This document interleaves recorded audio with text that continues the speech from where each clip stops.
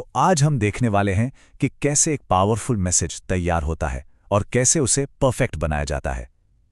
ये कहानी सिर्फ एक भाषण की नहीं है, बल्कि एक क्रांति की आवाज की है। पर तब क्या होता है जब एक बहुत बड़े विचार में एक छोटी सी लेकिन बहुत गहरी खामी निकल आए?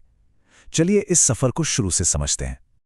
कहानी की शुरुआत होती है बिल्कुल बीच से। इन दमदार शब्दों के साथ सोच कर देखिए, एक आंदोलन है, नाम है वैश्विक उलगुलान, और उसकी शुरुआत हो रही है इस सीधे ऐलान से कि 3000 साल पुराना झूठ का साम्राज्य आज खत्म हो रहा है। ये सिर्फ शब्द नहीं है, ये एक नए युग की शुरुआत का शंखनाद है। तो ये था उस भाषण का पहला ड्राफ्ट, जिसका नाम रखा गया सिंह की दहाड़।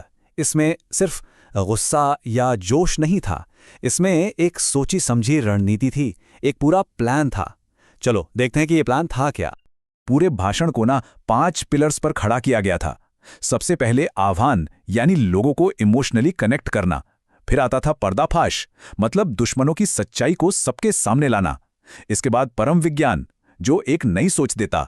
फिर चुनौती, यानी पुराने सिस्टम को सीधे सीधे ललकारना। और आखिर में उलगुलान की शपथ, सबको एक्शन में लाने के लिए। इस पूरी क्रांति का जो कोर आइडिया था वो था भगवान शब्द को एक नई परिभाषा देना। मतलब यहां BHAGAN का मतलब मंदिर में रखी कोई मूर्ति नहीं था, बल्कि प्रकृति के 5 तत्व थे। भा से भूमि, घा से गगन, वा से वायु, आ से अग्नि और ना से नीर। संदेश एकदम सीधा था, असली पूजा किसी मूर्ति की नहीं बल्कि प्रकृति की रक्षा है। और ये था उस पहले भाषण का जोरदार क्लाइमैक्स। ये सिर्फ एक नारा नहीं था, ये एक वैज्ञानिक और सामाजिक क्रांति का बुलावा था। सोचिए, हर गांव एक लेबोरेटरी बन जाए और हर इंसान एक साइंटिस्ट। यही तो थी असली बदलाव की जड़। सुनने में तो ये भाषण एकदम पावरफुल लगता है ना, लेकिन कहानी में एक ट्विस्ट है। और ट्विस्ट ये है कि जिस इंसान ने ये भाषण लिखा, यानी कर्मानायक, उसी को इसमें एक बहुत बड़ी एक फंडामेंटल फ्लॉ नजर आई। एक ऐसी कमी जो पूरे मैसेज की आत्मा को ही कमजोर कर सकती थी। और वो फ्लॉ एक बहुत ही जरूरी सवाल से जुड़ी थी। वो ये कि क्या इस भाषण का जो सेंट्रल सिंबल था, जो सबसे शक्तिशाली प्रतीक था, क्या वो सही था? और ये थी लेखक की खुद की सबसे बड़ी क्रिटिक। उन्होंने सोचा, सिंह की दहाड़ और सिंहासन, ये शब्द तो भक्षकों के हैं, प्रेडेटर्स के, क्योंकि शेर तो खुद एक भक्षक है। और यहीं पर पूरी बात अटक गई।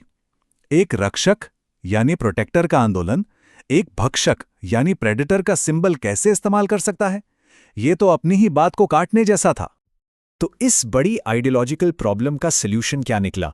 एक नया सिंबल, एक ऐसा प्रतीक जो आंदोलन की असली आत्मा से जुड़ता हो। तो अब सिंह की दहाड़ की जगह ली एक नई, ज्यादा गहरी आवाज ने।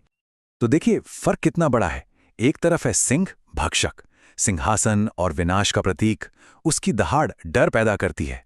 और दूसरी तरफ है हाथी, रक्षक, सेवा, सृजन और सुरक्षा का प्रतीक। उसकी चिंगार डराती नहीं बल्कि सबको इकट्ठा करती है, ऑर्गेनाइज करती है। तो ये सिर्फ एक जानवर को दूसरे से बदलना नहीं था, ये तो पूरी आइडियोलॉजी को प्यूरिफाई करने जैसा था। तो सवाल यह है कि हाथी ही क्यों? क्योंकि हाथी को नेचर्स इंजीनियर कहते हैं। सोचिए, इतना ताकतवर जानवर है लेकिन है शाकाहारी।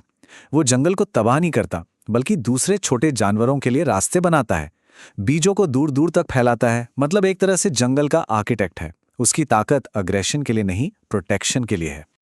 और मजे की बात यह है कि इस बदलाव के पीछे सिर्फ फिलॉसफी नहीं थी, साइंस भी था। हाथी की जो चिंगार होती है वो शेर की दहाड़ से कई ज्यादा दूर तक जाती है।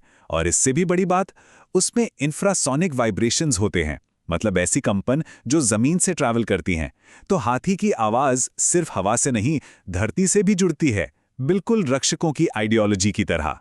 तो इस तरह इस एक बदलाव के साथ, इस एक करेक्शन के साथ, जो क्रांतिकारी संदेश था वो अब अपने सबसे प्योर फॉर्म में तैयार हो चुका था।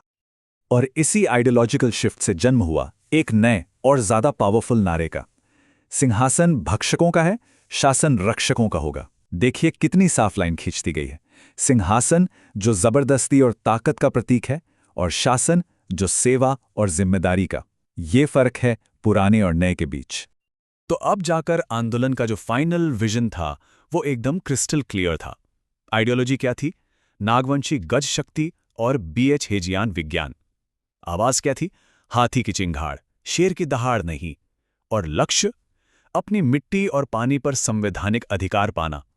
हर चीज अब एक दूसरे से जुड़ी हुई थी।